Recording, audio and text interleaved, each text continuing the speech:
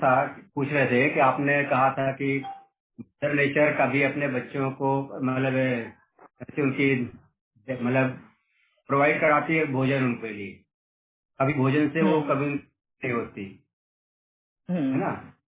तो जो छोटे छोटे बच्चे बहुत सारे ऐसे होते हैं जिनकी डेथ होती है भोजन ना मिलने के कारण, हाँ।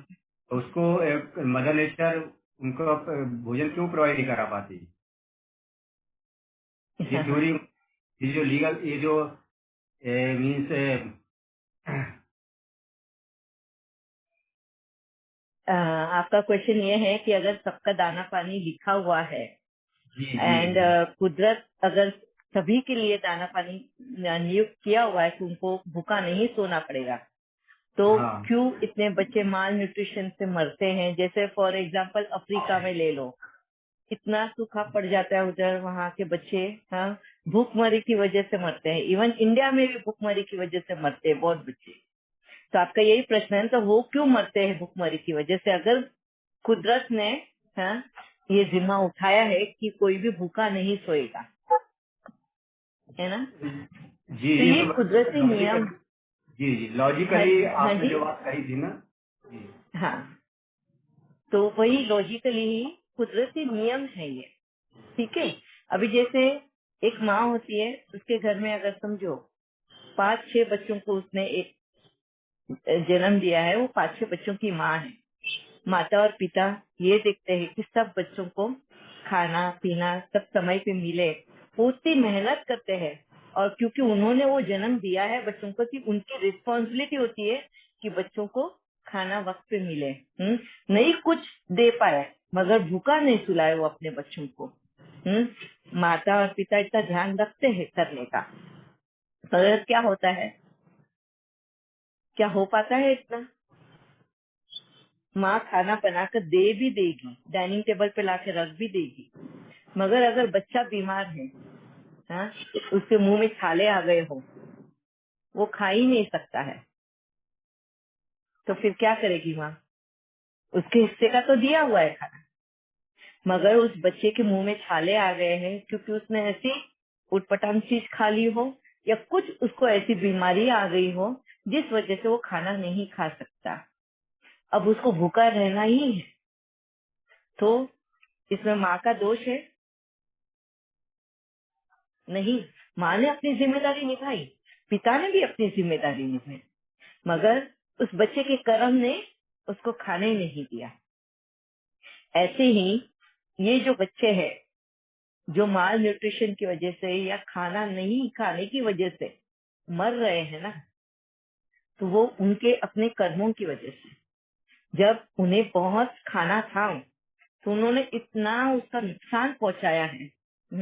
खाने को वेस्ट करना या किसी के निवाले छीन लेना, जानवरों को, मतलब क्योंकि कुदरत के तो सभी बच्चे हैं, फिर उसमें पशु पक्षी जानवर कीड़े मकोड़े जो भी आता है इंसान, सब उसके बच्चे हैं।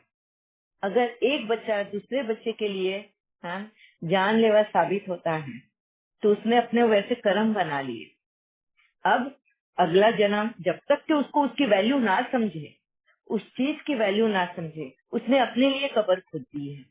उसका जन्म ही उसने वैसा तय कर लिया कि उसका जन्म ऐसी जगह पर होगा, और वहां पे उसका जन्म होता है। और उसको भले वो बच्चा ही क्यों ना हो, मगर आत्मा सजाग होती है, आत्मा सब समझती है। उसको वो समय समझ जाता है कि आज तेरा ये क्यों ऐसा वक्त आया है। समझ लो वो कर्म चुकतू करने के लिए उधर जन्म लिया है, अब भूखमरी की वजह से उसको वहां पे शरीर छोड़ना पड़ रहा है।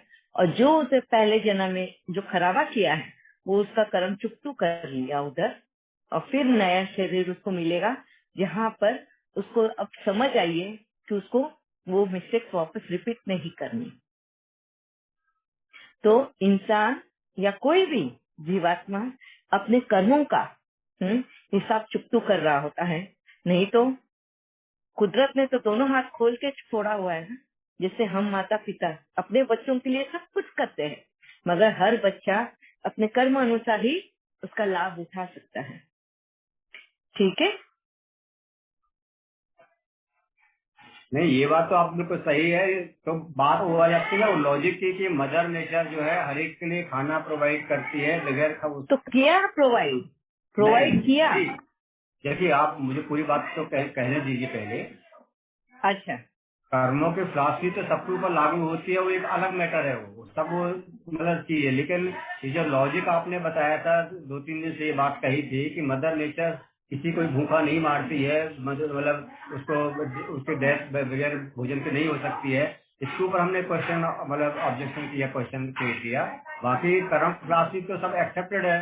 वो तो चाहे बच्चा हो, बूढ़ा हो, जवान हो, कोई भी हो, कर्म फिलॉसफी से कोई भी मुक्त नहीं है।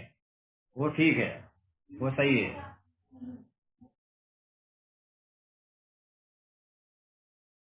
अच्छा, शायद आपने बीच बीच में जूम सेशन सुने हैं, सारे नहीं सुने,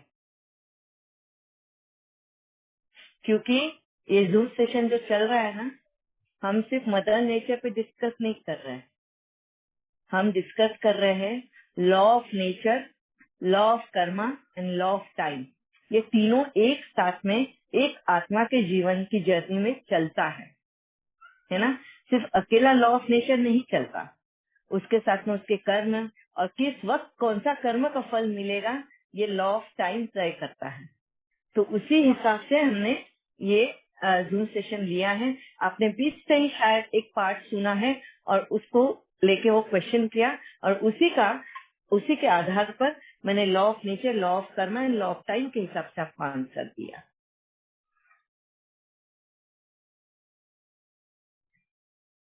ठीक है।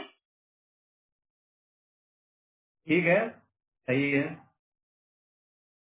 ओके।